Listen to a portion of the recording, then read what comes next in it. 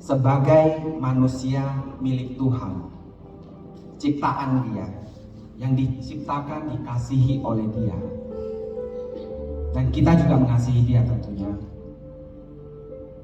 Sepatutnya itu kita harus selalu berusaha untuk lebih meningkatkan kualitas hubungan kita dengan kekasih kita tersebut. Ya.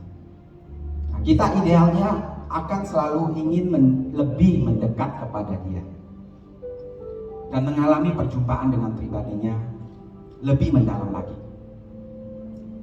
Kita ingin lebih lagi meningkatkan kualitas hubungan kita dengan Dia, karena pada saatnya nanti kita pun akan kembali kepada Dia.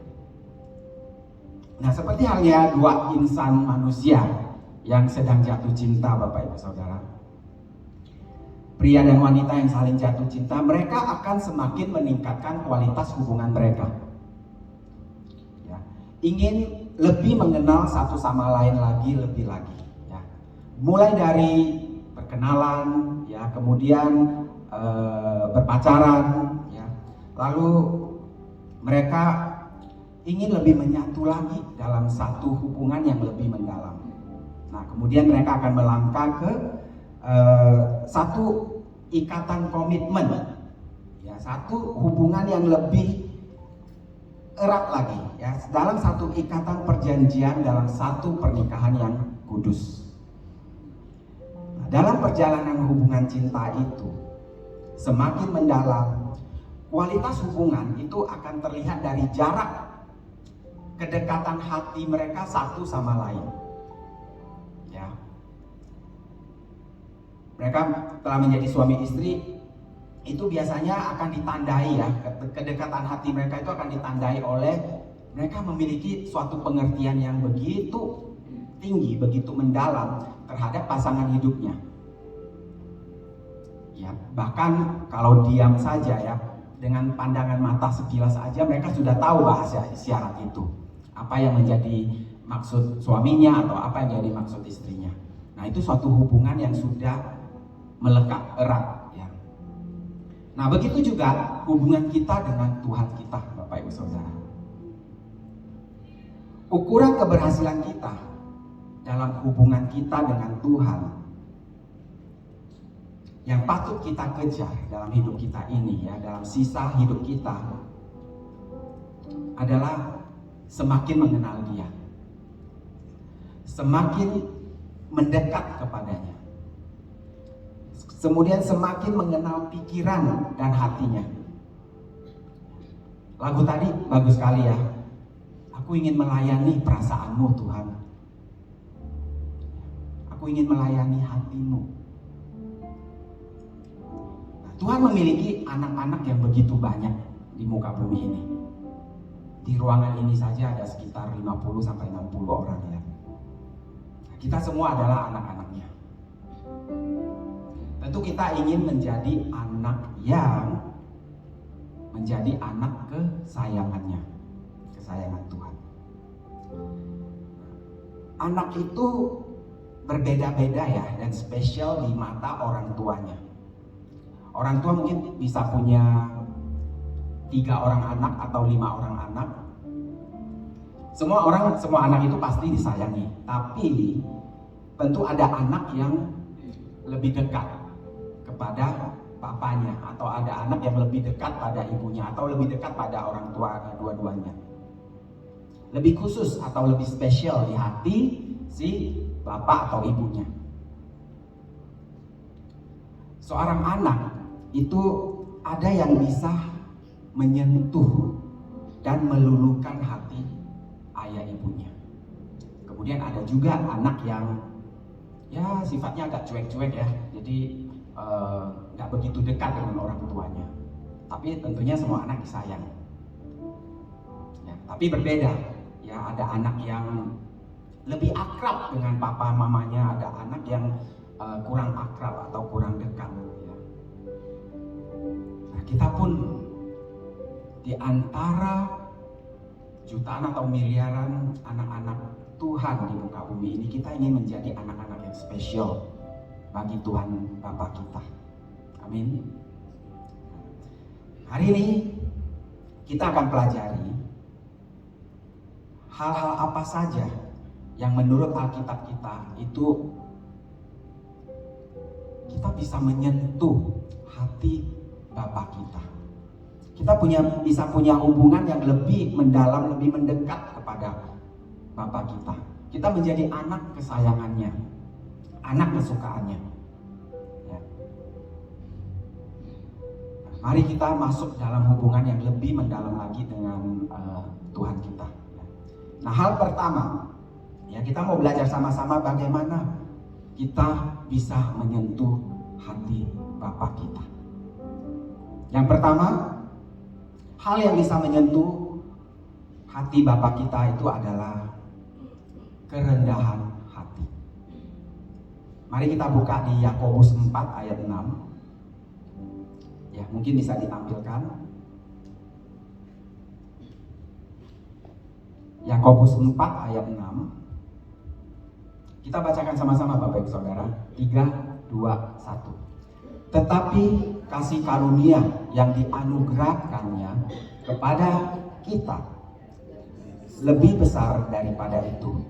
Karena itu ia katakan, Allah menentang orang yang congkak, tetapi mengasihi orang yang rendah hati. Nah, kita mempelajari sifat atau karakter Allah itu, kita tahu sifat dan karakter Allah itu dari mana? Dari Alkitab, ya, dari Perjanjian Lama, Perjanjian Baru. Nah, ada manusia yang meresponi Tuhan itu dengan ada dua jenis ya. Ada manusia yang meresponi Tuhan dengan keangkuhan. Dan ada juga yang merespon dengan kerendahan hati.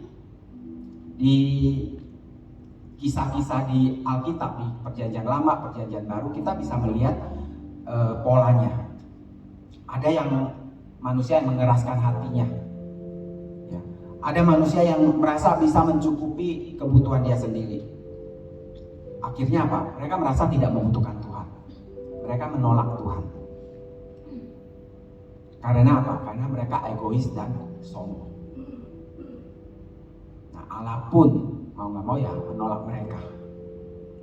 Ya. Kisah di Perjanjian Lama kita bisa lihat banyak contohnya. Nah, tetapi ada juga mereka yang merendahkan hatinya di hadapan Allah kita. Ya. Mereka adalah orang-orang yang sadar bahwa mereka dalam hidupnya itu membutuhkan Tuhan. Dan mereka tidak berdaya apa-apa tanpa Tuhan.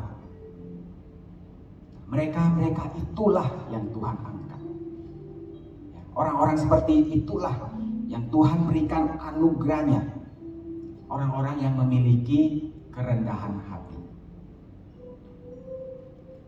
Yesaya 66 ayat 1 dan ayat 2. Ini kita bacakan sama-sama. Ayat 1 mungkin para pria kita bacakan.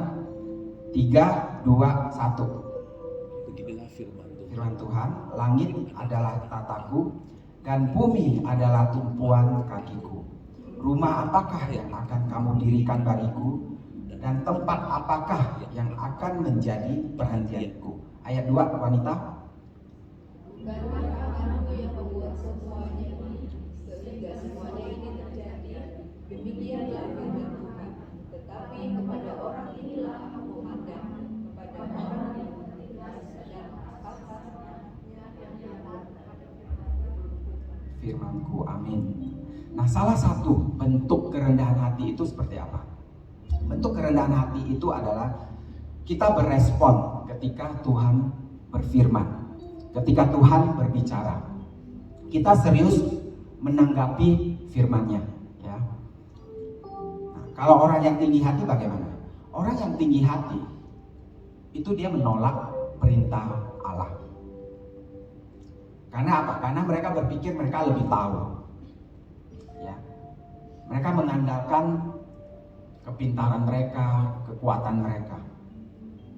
Nah, mereka kemudian melakukan hal-hal yang bertentangan dengan apa yang Tuhan katakan. Mereka berjalan melewati jalan yang bertentangan dengan Tuhan. Nah, Alkitab katakan di Amsal, Bapak Ibu Saudara, mereka nggak sadar ya, mereka berjalan menuju kebinasaan. Karena apa? Karena dengan pola pikirnya, dengan ketidaktaatannya, mereka terus berjalan. Dan Amsal 16 ayat 25 katakan bahwa ada jalan yang disangka lurus, tetapi ternyata ujungnya menuju maut. Nah, kita sebagai orang percaya harus hati-hati. Apakah jalan yang kita jalankan saat ini itu menuju maut atau tidak?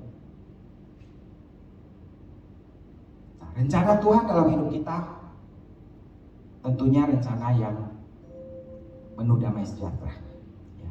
Terus Tuhan juga merencanakan hidup kita itu bisa bekerja sama dengan Dia, berjalan dalam ketaatan, lalu mematuhi perkataannya, dan juga hidup dalam kerendahan hati tersebut. Nah, kerendahan hati itu adalah sifat bergantung kepada Allah sepenuhnya dan tidak mengandalkan kekuatan atau kehebatan diri sendiri.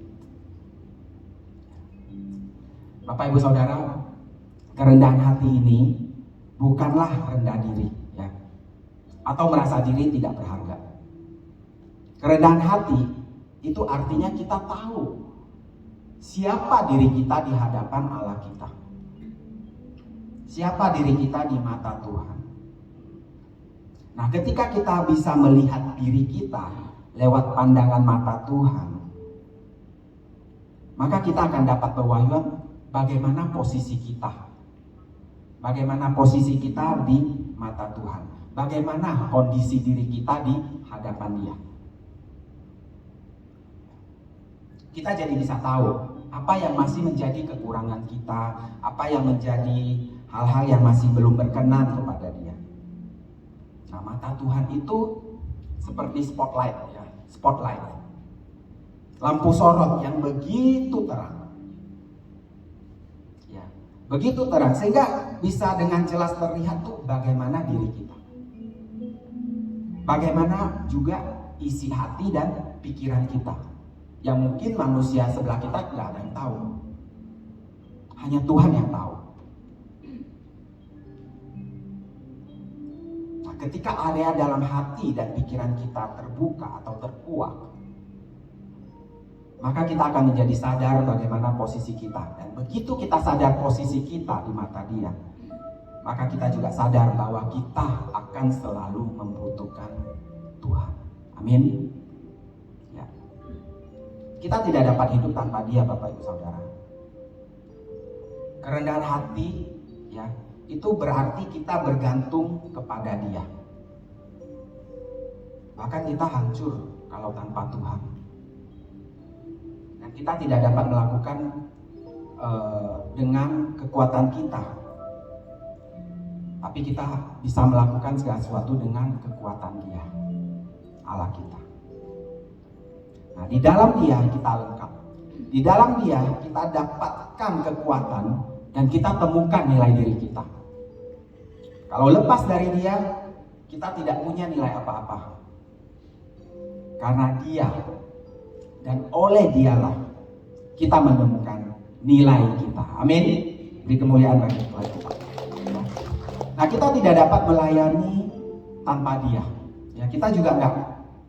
Idealnya itu kita tidak dapat menjadi seorang suami atau seorang istri yang baik tanpa Dia.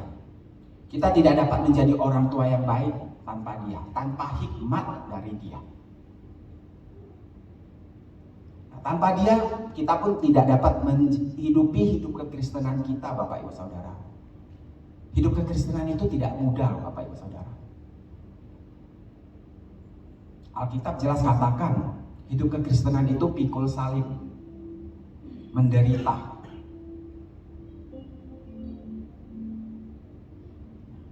Kita tidak dapat menjalankan hidup kekristenan kita, hidup kita sebagai orang percaya tanpa pertolongan Dia, tanpa pertolongan Roh Kudus. Kita bersyukur Tuhan menganugerahkan Roh Kudus untuk kita, untuk menolong kita. Nah, Jika kita hidup dalam kerendahan hati, Bapak Ibu Saudara, maka Tuhan bisa bawa kita ke area-area yang tanpa batas. Tidak ada limit di mana Tuhan bisa bekerja membawa kita. Kenapa? Karena kita andalkan kekuatan Dia. Kekuatan Dia yang tidak terbatas. Nah, inilah salah satu keindahan, keasikan, kebahagiaan berjalan bersama Tuhan. Ya.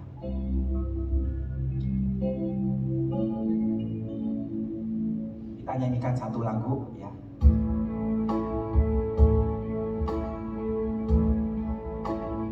Bagaimana menyentuh hatinya dengan kerendahan hati, ya, Bapak Ibu Saudara. Tarik aku dekat padamu, itu lebih dari berkat yang kau beri. Kau sendiri hartaku, lebih dari permata dan semua yang ku miliki. Tarik aku dekat padamu, buatku mengerti segala rencanamu. Aku rela lakukan semua yang kau inginkan, bukti kasih pengabdianku. Sungguh siapakah aku ini Tuhan, tak lebih dari abu halus. Kau jadikan berharga di hadapanmu, milik kesayanganmu. Nyatakan kerendahan hati kita di hadapan aku ini Tuhan, jadi bejana keindahan. Pada hari datangmu kau muliakan aku, tertanam di kerajaanmu. Kita ulangi dari Bapak Ibu Saudara. Katakan sungguh-sungguh. Tarik aku dekat padamu, itu lebih dari berkat yang kau beri. Kau sendiri hartaku, lebih dari permata, lebih dari segala-galanya miliki. Semua yang kami miliki. Tarik aku dekat padamu, buatku mengerti segala rencanamu. Aku rela lakukan semua yang kau inginkan, bukti kasih pengabdianku. Nyatakan kerendahan hati kita di hadapan-Nya. Aku ini Tuhan, lebih dari aku. Kami gak ada apa-apanya tanpa Engkau Tuhan. Kau jadikan berharga di hadapanmu. Dalam Engkau lah nilai kami yang sesungguhnya.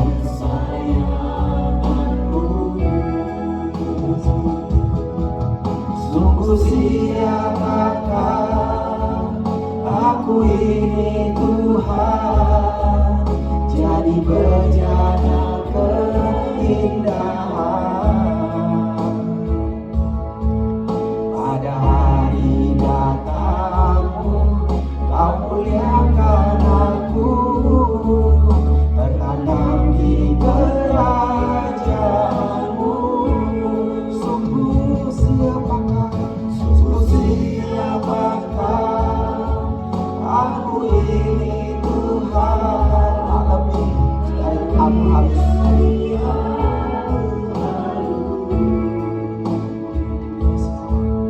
Kau jadikan berharga di hadapanku, milik kesayanganmu. Sungguh siapakah aku ini Tuhan, jadi bejana keindahan. Pada hari datangmu kau muliakan aku, tertanam di kerajaanmu. Pada hari datangmu kau muliakan aku, tertanam di kerajaanmu. Tertanam di kerajaanmu. Tertanam di kerajaanmu. Bapak Ibu Saudara, apa tanda kita memiliki kerendahan hati di hadapan Tuhan? Tandanya adalah kita senantiasa selalu berinteraksi dengan Dia. Kita senantiasa berdialog, berdoa kepada Dia setiap hari. Berdoa itu bukan hanya sekedar menyampaikan permohonan-permohonan kita ya Bapak Ibu Saudara. Tapi lebih dari itu, kita berdialog seperti kita berbicara, bercakap-cakap dengan Papa kita. Kita sampaikan keluh kesah kita. Kita sampaikan mungkin permasalahan kita, pergumulan kita. Kita sampaikan isi hati kita kepada Dia. Dan juga kita ambil waktu sejenak untuk duduk diam. Kita dengarkan juga apa yang Tuhan mau sampaikan buat kita. Apa yang Tuhan mau sampaikan isi hatinya bagi kita. Nah, disitulah kita memiliki satu kerendahan hati di hadapannya. Kita tidak dapat hidup tanpa Dia. Lagu yang dinyanyikan tadi awal-awal katakan lebih dari nafas kita, lebih dari darah kita. Kita membutuhkan Tuhan. Nah, tanda kita memiliki kerendahan hati di hadapannya adalah setiap hari kita membicarakan setiap aspek kehidupan kita kepada Dia. Kita bergantung padanya, kita curhat kepada Tuhan. Kita mengandalkan Dia. Bagaimana menyentuh hati Tuhan? Yang pertama dengan kerendahan hati. Sekarang kita masuk ke yang kedua. Apa yang bisa menyentuh hati Bapa kita? Yang kedua adalah iman. Mari kita lihat apa kata iman Ibrani 11 ayat 6 ya. Hal kedua adalah iman. Ibrani 11 ayat 6. Saya bacakan. Tetapi tanpa iman tidak mungkin orang berkenan kepada Allah. Sebab barang siapa berpaling kepada Allah, ia harus percaya bahwa Allah ada dan bahwa Allah memberi upah kepada orang yang sungguh-sungguh mencari Dia. Amin. Nah, iman seperti apa yang bisa menyentuh hati Tuhan, Bapak Ibu Saudara? Iman seperti apa sih yang bisa menyentuh hati Tuhan kita?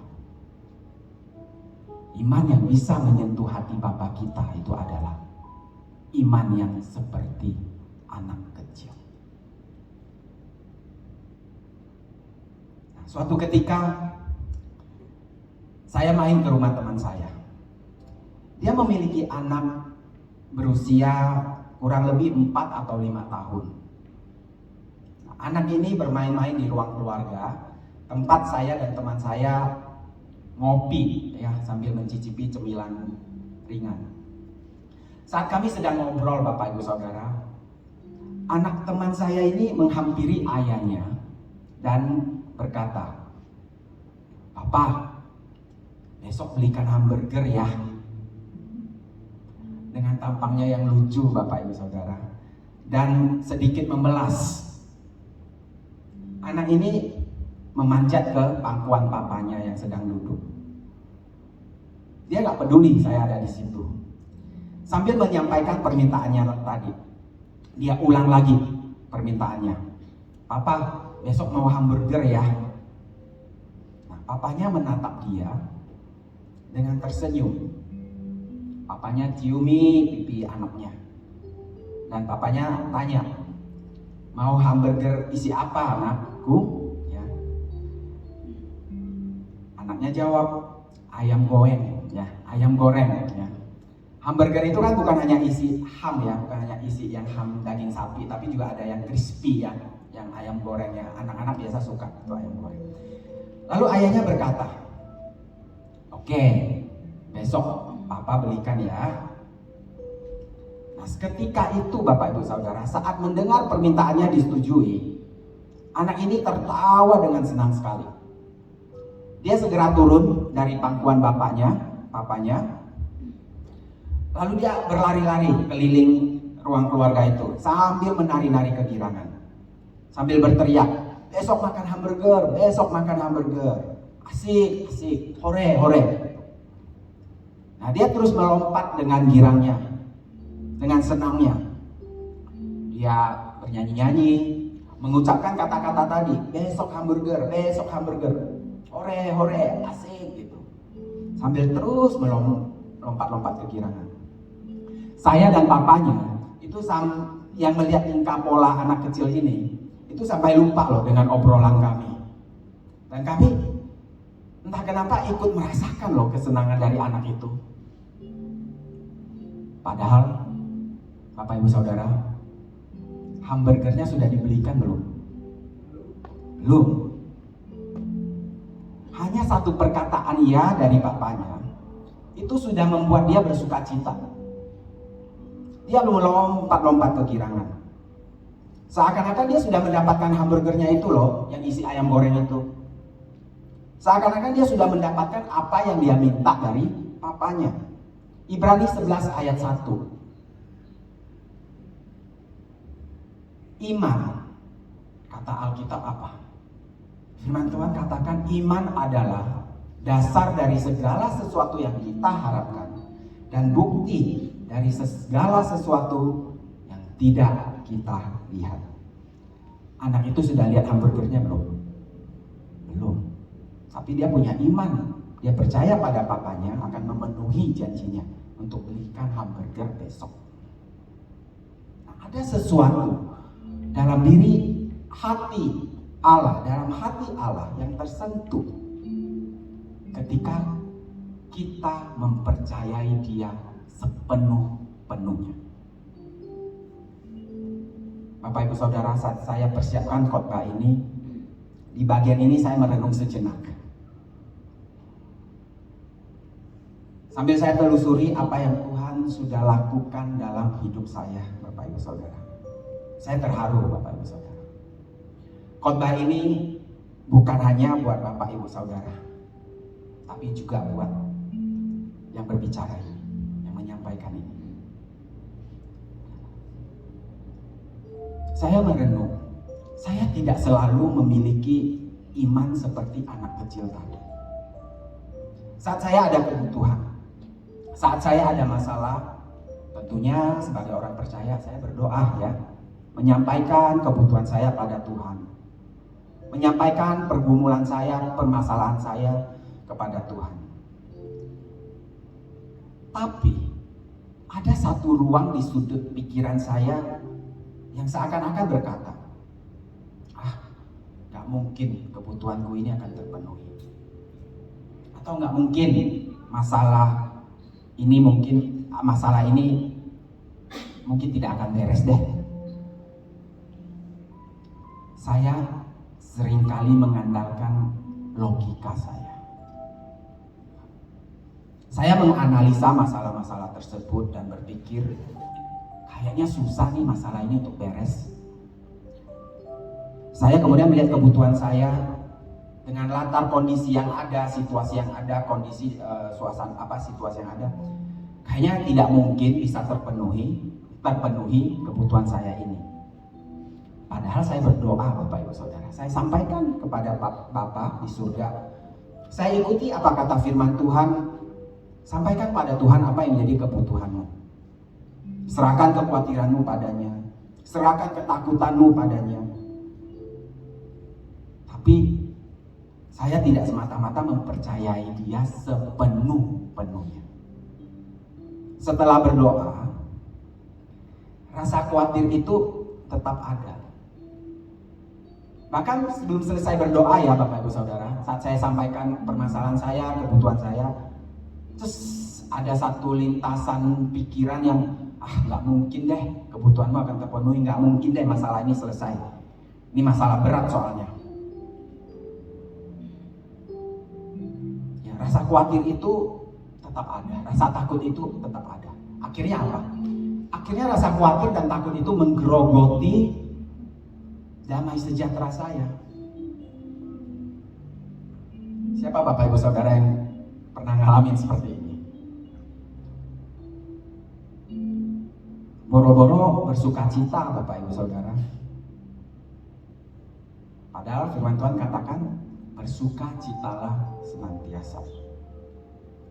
Boro-boro bersuka cita, saya malah tenggelam dalam pikiran-pikiran tadi yang melayang-layang tentang bagaimana kalau masalah yang saya alami ini tidak bisa terselesaikan dan sebagainya. Saya kemudian mulai memikirkan rencana-rencana, planning A, planning B, planning C.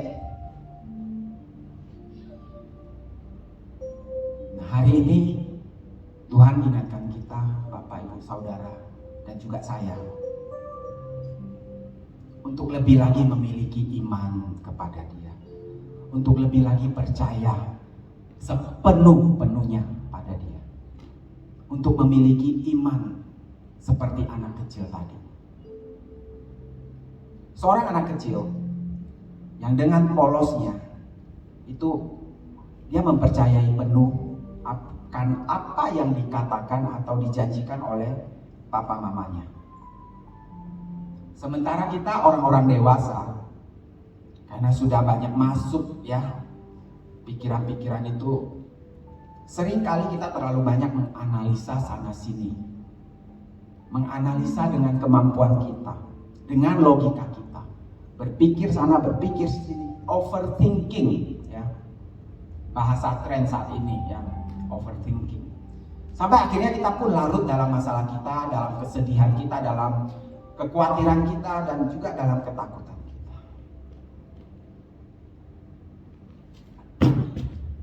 Miliki iman seperti anak kecil tadi, yang begitu polosnya. Dia sebenarnya sedang melakukan apa yang Ibrani 11:1 ini katakan.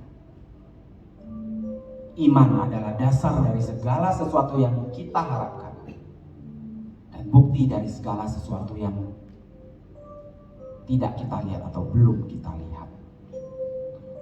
Dia bergirang, dia bersuka cita. Walaupun apa yang dia minta belum dia dapatkan, tapi dia percaya penuh pada papanya bahwa dia akan segera mendapatkannya. Nah, miliki iman yang demikian Bapak Ibu Saudara.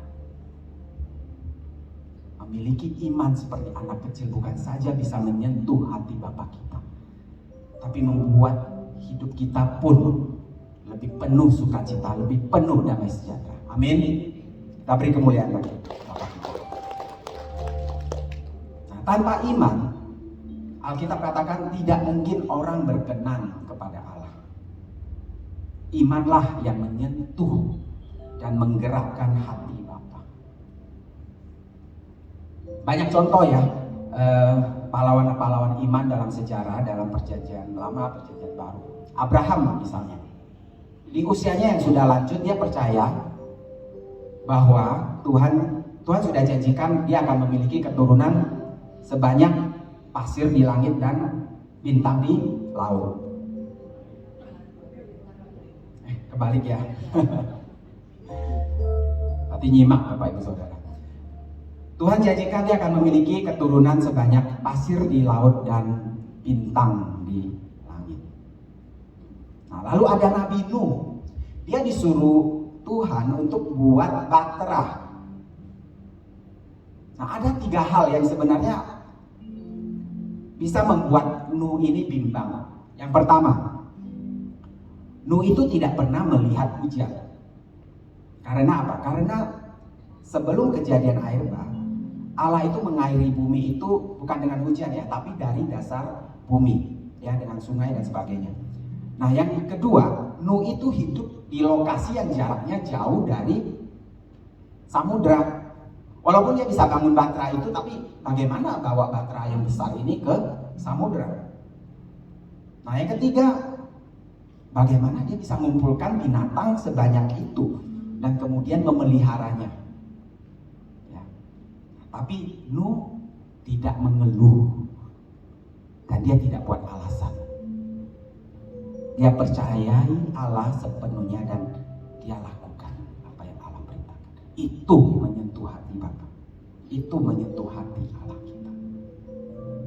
Nah, kita harus belajar memiliki iman seperti anak kecil tadi. Ketika Tuhan berbicara, kita mestinya menjadi tenang dan lega dan penuh damai. Ketika Tuhan berbicara, berjanji, kita percaya kita telah menerimanya. Nah, bagaimana kita bisa tahu janji Allah, perkataan-perkataan Allah? Ya tidak lain tidak bukan ya dari firman-Nya. Dan juga dari khotbah-khotbah yang kita dengarkan, Bapak Ibu Saudara.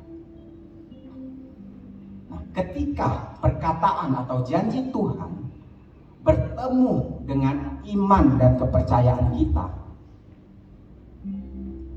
yang sepenuhnya ya Bapak Ibu Saudara.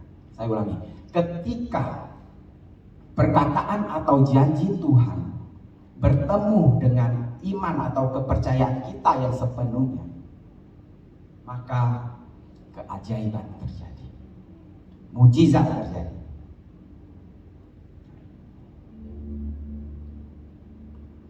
Masalah kita mungkin berat, pergumulan kita mungkin berat, tapi tidak ada yang mustahil bagi Tuhan kita. Nah, hidup dalam iman kepada Tuhan adalah hidup yang penuh petualangan, yang menarik, ya, petualangan yang menarik. Hidup dengan iman itu deg-degan loh Bapak Ibu Saudara. Kita nggak tahu apa yang akan terjadi besok, lusa dan seterusnya. Tapi kita percaya kita punya Tuhan yang Maha Kuasa, pencipta langit dan bumi ini. Dan hidup dengan iman, selain membuat kita deg-degan dan seru ya, itu menyenangkan hati Tuhan. Amin.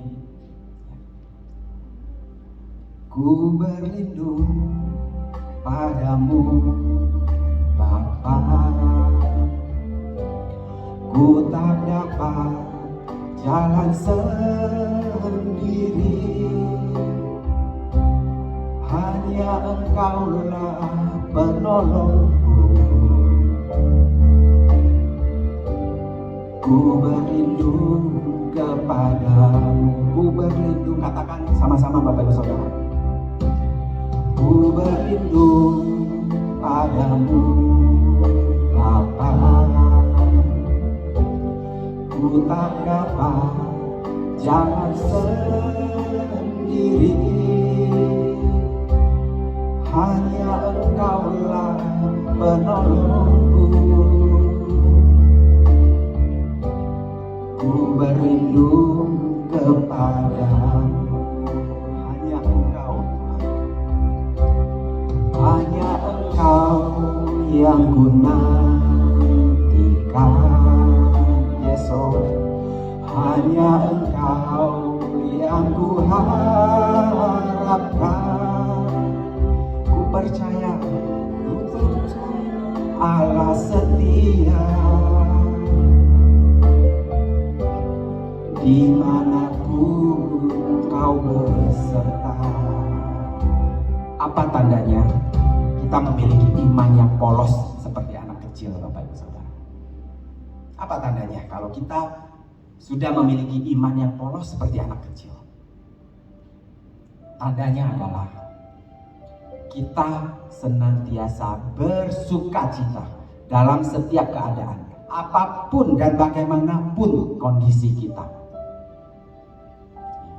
Saya ulangi, tanda kita memiliki iman yang polos seperti anak kecil terhadap Tuhan kita adalah kita senantiasa bersukacita dalam setiap keadaan kita, dalam setiap pergumulan kita, masalah kita, apapun dan bagaimanapun kondisi kita. Itu iman seperti anak kecil, selalu bersukacita. Dan kita katakan, Paulus katakan, bersukacitalah senantiasa. Amin Bapak Ibu Saudara. Kita mau bersukacita senantiasa, amin. Puji Tuhan. Hal pertama yang menyentuh hati Tuhan adalah kerendahan hati. Kemudian yang kedua, iman seperti anak kecil. Sekarang kita masuk yang ketiga. Apa sih yang bisa menyentuh hatinya Tuhan kita? Yang ketiga adalah kemurahan dan kebaikan hati. Ibrani 13 ayat 16. Mari kita bacakan sama-sama. Ibrani 13 ayat 16. 3, 2, 1. Dan janganlah kamu lupa berbuat baik dan memberi bantuan, sebab korban-korban yang demikianlah yang berkenan kepada Allah. Tuhan disenangkan, kemudian Tuhan tersentuh hatinya ketika kita berbagi dengan sesama kita, ketika kita menolong mereka yang berkesusahan. Nah, bukan hanya berbagi makanan atau materi ya, tapi juga waktu kita, berbagi energi kita, tenaga kita. Nah, seringkali menolong orang itu perlu pengorbanan. Kadang tidak nyaman bagi kita. Tapi Tuhan pasti melihat pengorbanan kita. Amin, Bapak Ibu Saudara. Dan Tuhan disenangkan olehnya. Ya. Kemurahan dan kebaikan hati. Kemurahan hati itu adalah demonstrasi atau perwujudan dari sifat ilahi. Begitu juga kebaikan hati, perwujudan dari sifat ilahi. Tuhan katakan, hendaklah kita menjadi serupa Kristus yang memiliki sifat-sifat ilahi. Nah, inilah salah satu prakteknya ya Bapak Ibu Saudara. Sebaliknya, lawan dari kebaikan itu apa? Lawan dari kebaikan itu adalah kejahatan. Nah, Allah murka terhadap kejahatan. Perlakuan yang jahat terhadap sesama itu membuat Allah murka. Allah murka pada orang yang mengambil keuntungan dari sesamanya. Allah murka juga pada yang namanya ketidakadilan. Dan juga Allah tidak senang yang namanya ketidakpedulian. Kita hidup di zaman yang sudah modern, instan dan sebagainya. Dan rasa kepedulian itu biasanya akan semakin memudar. Nah, tapi tidak bagi kita sebagai orang-orang percaya. Sebagai orang-orang yang harus memiliki sifat-sifat ilahi seperti Kristus, kita harus lebih meningkatkan lagi kepedulian kita. Nah, Allah murka pada ketidakpedulian, pada kejahatan ya. Ambil contoh, murka dan hukuman Allah yang terjadi atas kejahatan di Sodom dan Gomora. Yehezkiel 16:49 sampai 50. Yehezkiel 16 ayat 49. Saya bacakan Bapak Ibu Saudara. Yehezkiel 16 ayat 49 dan 50. Apa kata Tuhan? Lihat, inilah kesalahan Sodom, kakakmu yang termuda itu. Yehezkiel 16 ayat 49 ya. Lihat, inilah kesalahan Sodom, kakakmu yang termuda itu. Kecongkakan, makanan yang berlimpah-limpah dan kesenangan hidup ada padanya dan pada anak-anaknya perempuan. Tetapi ia tidak menolong orang-orang sengsara dan miskin. Ayat 50. Mereka menjadi tinggi hati dan melakukan kekejian di hadapanku. Maka aku menjauhkan mereka sesudah aku melihat itu. Perhatikan baik-baik. Di sini Bapak Ibu Saudara, Alkitab menyingkapkan bahwa Sodom dan Gomora itu dihancurkan bukan hanya karena kejahatan moral mereka ya Bapak Ibu Saudara, tapi juga karena arogansi mereka. Karena kesenangan yang berlebihan dan tidak peduli pada mereka yang membutuhkan. Mereka tidak menolong orang-orang miskin yang membutuhkan pertolongan mereka. Mereka mengabaikan orang-orang tersebut, bertindak kejam, mengambil keuntungan dengan kekerasan. Tercatat di kitab Yeskiel tadi. Nah, ketika kita peduli akan mereka yang berkekurangan, akan mereka yang membutuhkan, ketika kita peduli akan mereka yang desperate, ya, itu menyenangkan hati Tuhan kita. Itu menyentuh hati Tuhan kita. Nah, bukan kebetulan Alkitab juga mencatat hal yang terkait dengan poin ini. Yakobus 1 ayat 27.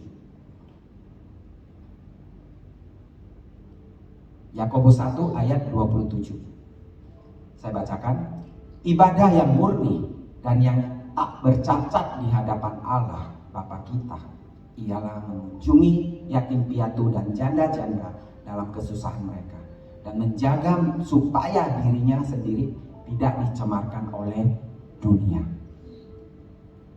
Lalu ada Matius 25 ayat 40. Nah, ini luar biasa sekali ayat ini Bapak Ibu Saudara. Saya minta kita bacakan sama-sama ya. Matius 25 ayat 40. 3 2 belum ya. Matius 25 ayat 40. Oke. Dan raja itu akan menjawab mereka. Apa katanya? 3, 2, 1. Aku berkata kepadamu, sesungguhnya segala sesuatu yang kamu lakukan untuk salah seorang dari saudaraku yang paling hina ini, kamu telah melakukannya untuk aku. Saudara paling hina itu siapa sih? Ya pastinya orang-orang yang mungkin berkekurangan, orang-orang miskin, jompo dan sebagainya. Tapi ingat Bapak Ibu Saudara, kemurahan hati itu bukan hanya sekedar memberikan sedekah atau sumbangan atau materi atau pertolongan untuk kaum atau orang-orang yang miskin, yatim piatu, jompo yang membutuhkan bantuan. Tetapi apa? Kemurahan hati itu termasuk di dalamnya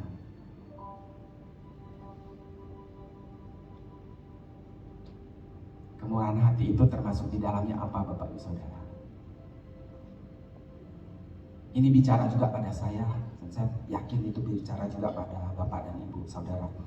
Kemurahan hati itu juga termasuk memberikan bukan hanya sedekah, tapi memberikan maaf dan pengampunan bagi mereka yang bersalah kepada kita, atau bagi mereka yang telah mengecewakan kita.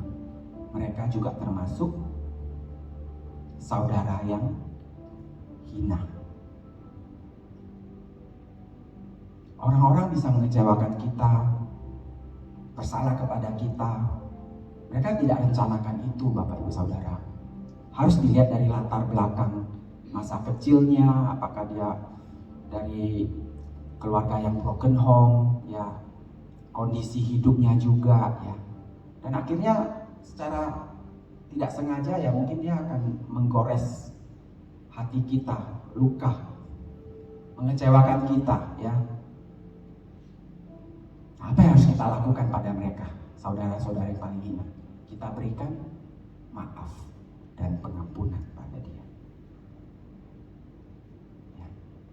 Nah, mereka termasuk orang-orang paling hina yang Tuhan maksudkan di Matius 25 ayat 40. Apa yang kita lakukan untuk mereka, kita melakukannya juga untuk Tuhan. Amin. Bapak Ibu Saudara, saya undang WL dan Singer boleh maju ke depan. Kita sama-sama nyanyikan lagu Pelangi Indah. Saya minta Bapak Ibu Saudara bangkit berdiri.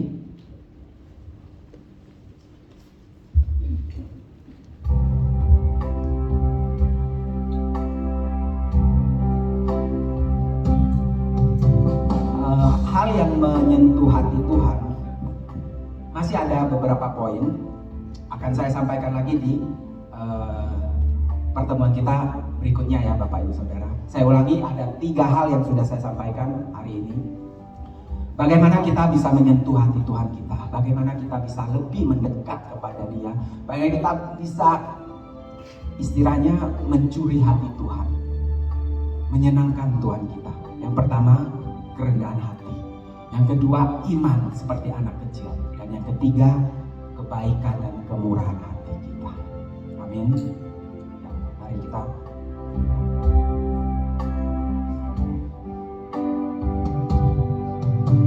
di lembar hari hidupku,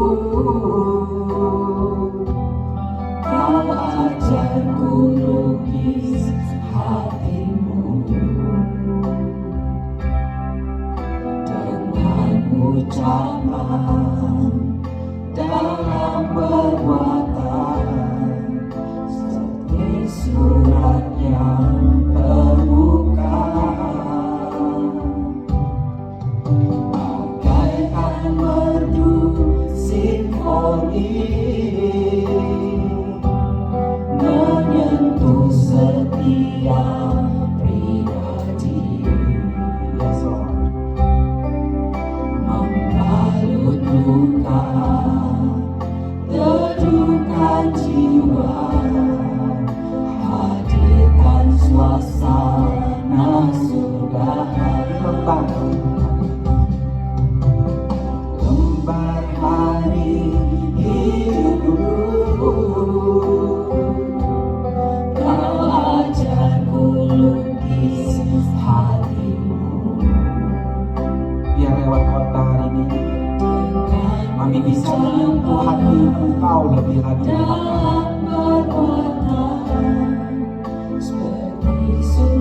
Siapakah harta kami yang terbesar? Bukan apa yang kami miliki, bukan harta kami, bukan aset kami, tapi pribadimu. Harta kami satu-satunya.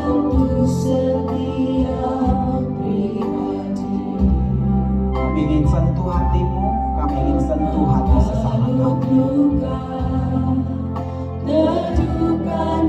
Roh Kudus berbicara pada kami, pribadi lepas pribadi. Nyatakan apa saja yang perlu kami ubah dalam hidup kami. Apa yang perlu kami lakukan lagi dalam hidup kami, seturut dengan kehendak-Mu.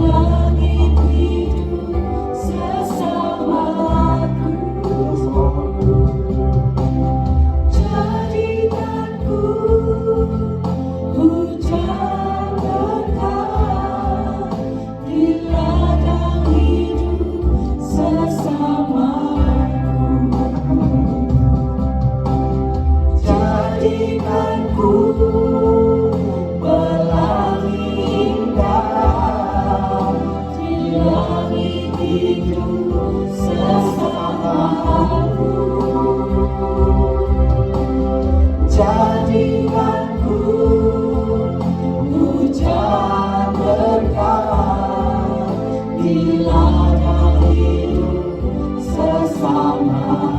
Jadikanku